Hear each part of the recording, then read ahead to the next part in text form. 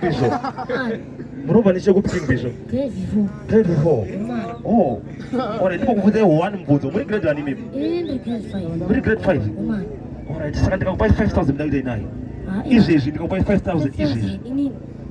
Ini ndio ndono babiri kwangu. Ini ni muyashwa tunapata kana school fees. Give thanks. Manzi kwa future ni mfana huyo. Alright, mazizo wakati muombere mauko. At least afana ida wasikufunga zimwe zia anditi. Alright sir. Kimana. Study anapa. John Gwere. John nani? Gwere. John Gwere. Yangu reach 175. John Gwere. Zawandisa. But I like it.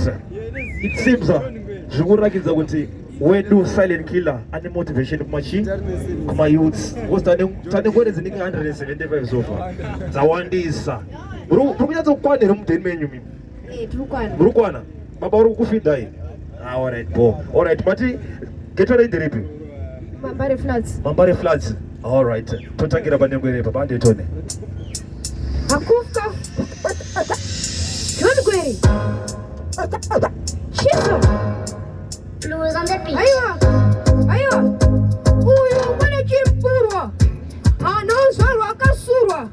Garanga na farira kurwa. Abona kusita urwa. Chizwa. Oliza King Bishop. Alright. Alright. Ini ndiri King. King wemuri.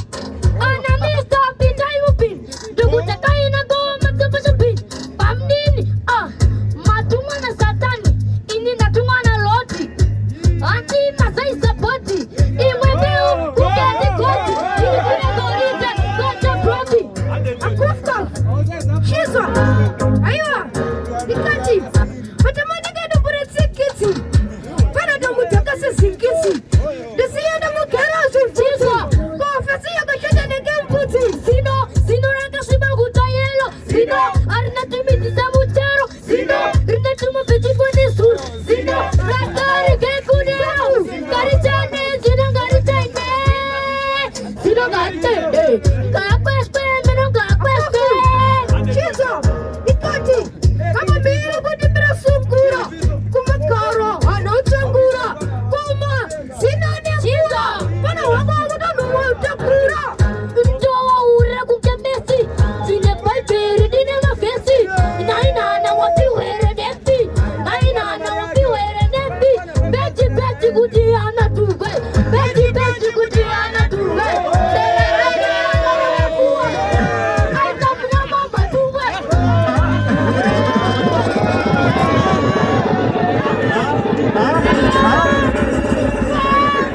Aba bacha nets apa. Bacha nets apa. Ya kuno kingi.